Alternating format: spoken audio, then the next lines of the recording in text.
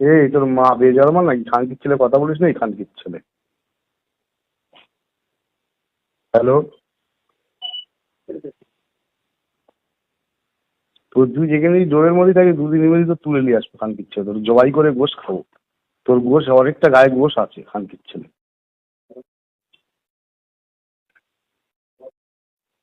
Hello, আরে বলো না, আরে শুনছি সব আমি। তোর গোশ খাবো খানকির ছেলে। তুই এমএলএ নামে বলিস কি রে খানকির ছেলে? তাহলে আইএসএম সুবিধা করে হচ্ছে সব তৃণমূলী শালা ঢুকিলু বলে তুমি শালা নাম লেচ্ছ থাকবি, সেখান থেকে তুলে নিয়ে আসবো।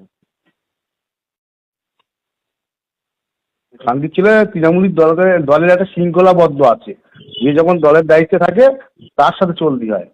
খানকির ছেলে তুই এমএলএ নামে সগাত মোল্লা নামে বলিস মানে এই খানকির ছেলে। তুই ওষুধ পাসনি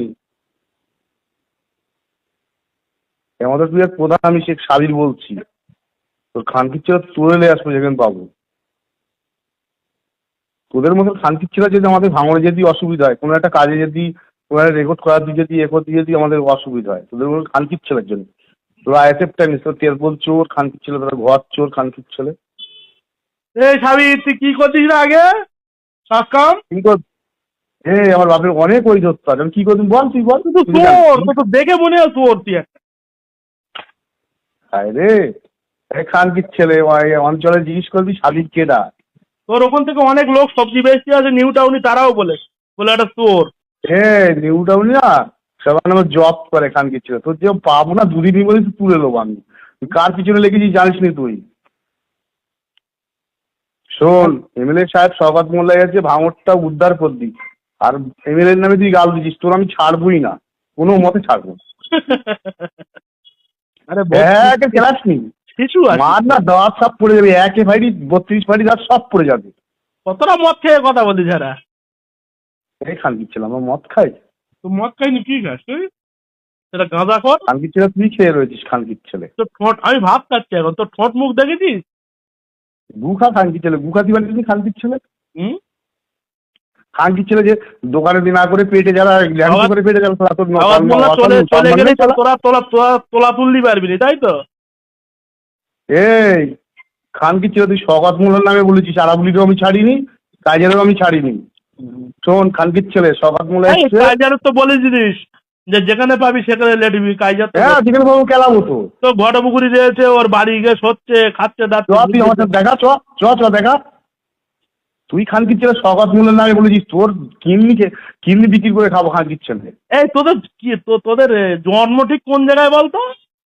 হ্যাঁ, তোদের জন্ম তোদের বাপ বাপ মা দিত না?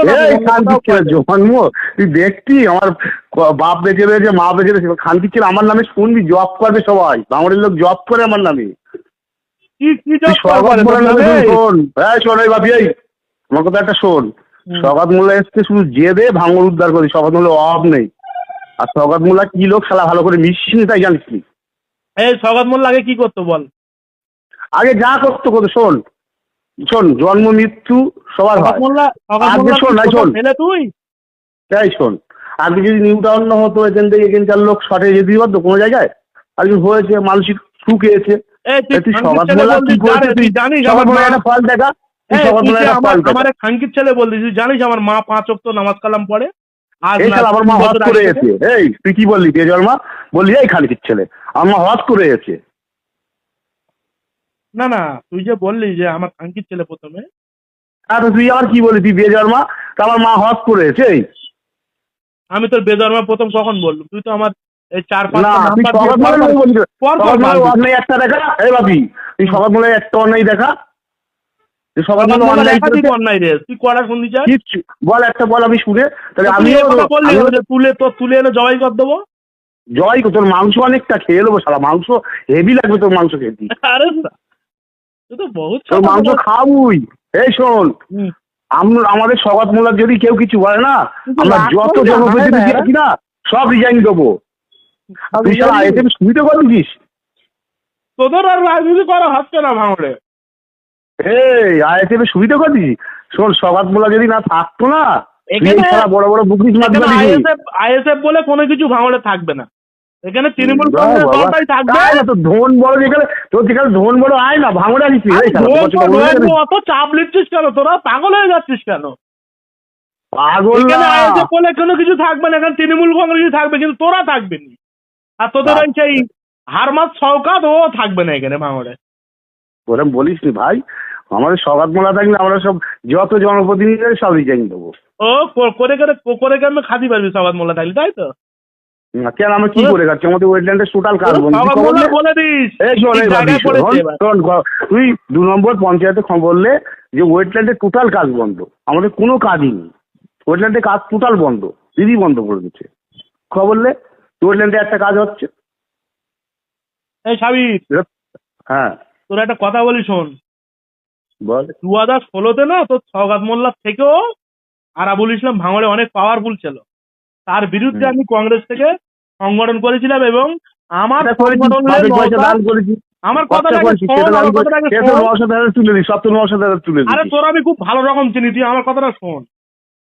তোর নওশাদ দাদা আমার হাত ধরে এমএলএ। তোদের সওগাত মোল্লা জিজ্ঞাসা করবি যে এরকম বাপি তো বারবার বলছে আমারে তুমি কোনো দায়িত্বে নেই। ওর বলবি দিদি যে ওপর নেতৃত্ব এনে, টোটাল নেতৃত্ব এনে একটা মিটিং ভাঙড়ে করে দেখাতি। তাহলে আমার শোন, আজ থেকে যত এসআইএল এর বাদ যাচ্ছে তাহলে সগাত মোল্লার কাছে আসছিস কেন? জয়পুরি যখন এ হলো অরূপ চক্রবর্তীর কেন পাঠালো 3 লাখ টাকাতে? সগাত মোল্লার কেমিস্ট্রির থেকে কেন ফোন করে? তাহলে দায়িত্ব কেন নেই? তুই বোঝা, আমার একটু বোঝা। শোন একটা কথা বলি, রাজনীতিটা তোদের মাথায় অনেক পরে ঢুকবে, বুঝলে? রাজনীতি না অনেক সময় অনেককে মানুষ ইউজ করে। শোন, আমি একটা তোর একটা কথা বলি, কোনো রাগ নেই, তুই যে কথা বলছিস হুজুরির নামে বলেছি, এটা ভালো লেগেছে, আরাবুলির নামে বলি, কাজের নামে বলি, বলে সগাত মোল্লার একটা অনলাইন তুই দেখা আমার, তখন তুই বলবি যে ভাই সওগাত মোল্লার এই প্রতিবাদটা করলি নি? কোনটা বল, আর প্রতিবাদ করবো? আমি প্রতিবাদী ছেলে, যে আমাদের জানিস তো যে আমি প্রতিবাদ করা ছেলে, আমি ওসব যে অদূত মোল্লা বাপির যে মেশিনের বাড়ি বুঝি মারলে। বাপি তোর ভুল হচ্ছে। এটা শোন, যখন দলটা আমরা করে দিয়েছি, তৃণমূলটা আমাদের জিততে হবে, না অদিতির বাদ দিতে পারবো, না রাজুর বাদ দিতে পারবো, না বাপির বাদ দিতে পারবো। তুই সগাত মোল্লার কাছে গেছিলি? কেউ না